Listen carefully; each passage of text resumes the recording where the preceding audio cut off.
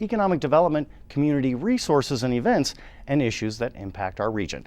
This week on Minding Your Business, it's an organization that works to bring comfort and compassion to people in the final days of their lives. Here to talk about Mesilla Valley Hospice is Executive Director Donna Brown. Donna, thanks so much for being here. You're very welcome, Charles.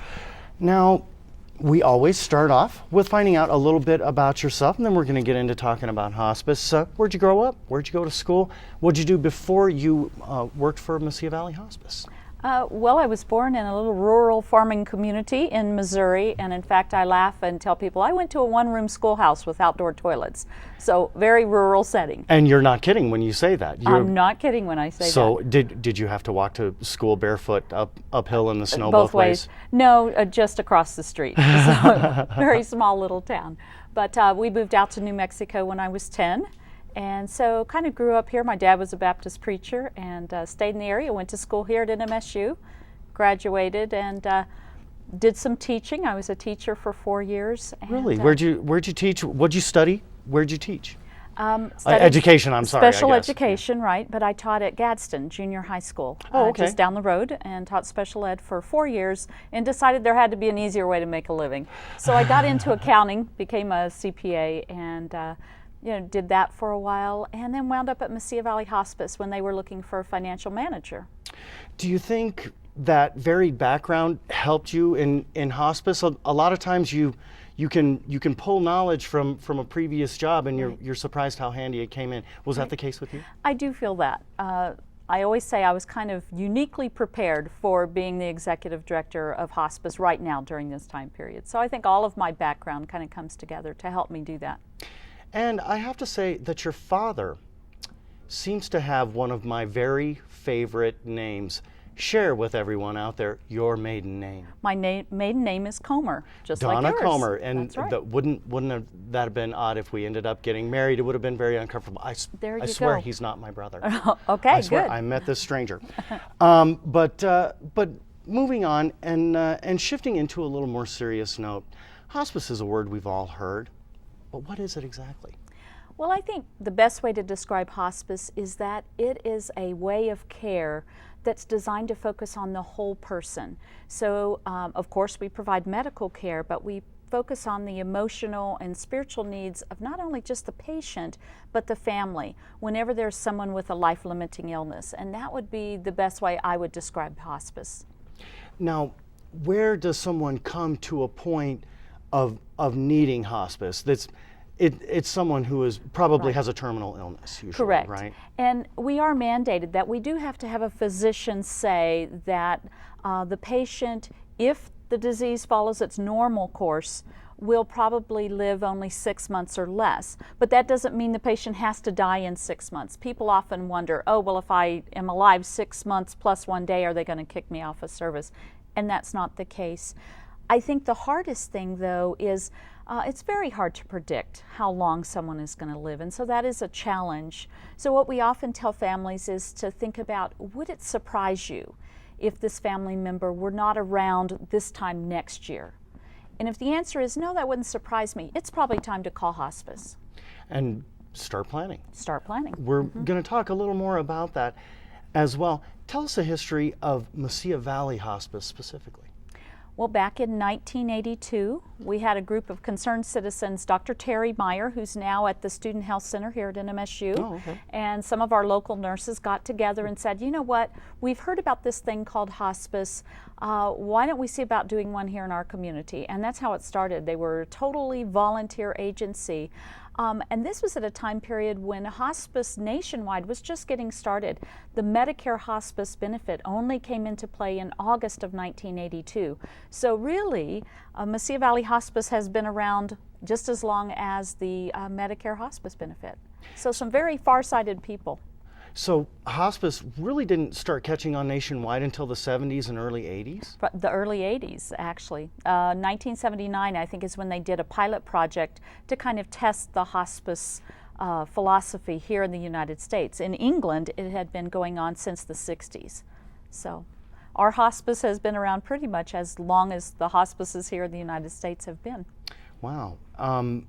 So tell us a little bit about the nuts and bolts of the organization, number of employees, volunteers, the area you serve, and where your headquarters is. Well, our headquarters is at 299 East Montana, and if you're on El Paseo, and I always tell people, if you're on El Paseo and you know where the Taco Bell is, just turn west there at the Taco Bell, and between the U-Haul and the Taco Bell, go down about a block and a half, and we're there on the right-hand side, and that's where our headquarters are.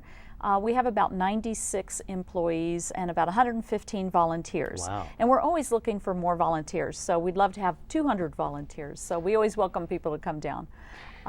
Now, do you actually have any beds, any rooms in your facility? And I know a lot of hospice organizations focus on at-home care. Right. Usually that's time to shift someone from the hospital to home, and they provide hospital beds, medical equipment, those kind of things, set them up Right. with nurse visitations, that kind of stuff. But you guys take it a step further, don't you? We actually do. Obviously, the majority of our patients are in their own homes, and we do serve all of Doña Ana County. So we go to Sunland Park, we go to Chaparral, we go to Hatch, everywhere. So most of our patients are in their own homes, and we do everything we can to keep the patient in their own home. But we're unique in that we have La Posada, which is the only freestanding hospice house in the state of New Mexico at this point. And we have 18 beds, and they are usually full, and sometimes we have a waiting list, which is why we are in the middle of an expansion project, adding 12 more beds, a chapel, some family gathering areas. So it's an exciting time for us. How do you come about with that kind of money? It's got to be contributions, grants, those kind of things. How did you come up with the money for this expansion? You know, amazingly enough, that's exactly how we came up with it. We went out to the community and said, we have this project, and originally it was about a $6.2 million project, and you know, we're expanding La Posada, we're building a home care center, landscaping our grounds, we have 6 acres, and so we just started a campaign, and we've raised just right about $6.1 million so far, and most of that has been from contributions from people here in Doña Ana County. Obviously, we have had some grants from national foundations, and of course, the one that I think most people hear about is we've got 2 grants that are $1.2 million, and they're a matching grant. So we have to raise the $1.2 million to get the $1.2 million, and we're very close. I think we have about $480,000 left to raise to get that $1.2 million. So we're very excited, and I think the thing that I tell people, I was just in Washington last week at the National Hospice Conference, and they're always amazed that our community steps forward, being a poor community, and yet they are so dedicated to end-of-life care here in Doña Ana County, which is personally why I believe we have a hospice house and Albuquerque doesn't and Santa Fe doesn't. It's because our people here in this community are so committed. That's very touching, and I don't really know how to respond to that other than move on to the next question. What made you want to get involved with Mesilla Valley Hospice? Well, actually, I have to be honest. I had a little boy and wanted to kind of cut back. I was working actually here at the university as an internal auditor and wanted to just work part-time, and the hospice had an opening for a part-time financial manager.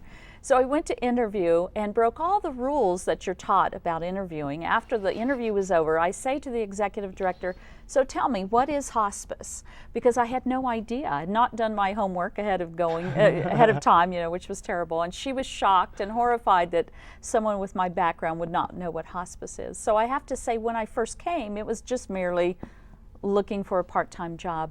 But I think what happens at a hospice is you start and you recognize the importance of the work, and then it becomes a passion. And what I tell people, because people often say, isn't it a depressing place to work?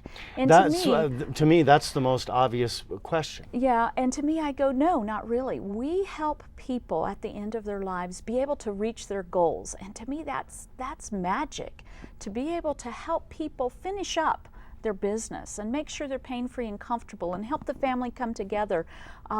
It's almost self-policing. People that come to hospice just to collect a paycheck don't stay very long.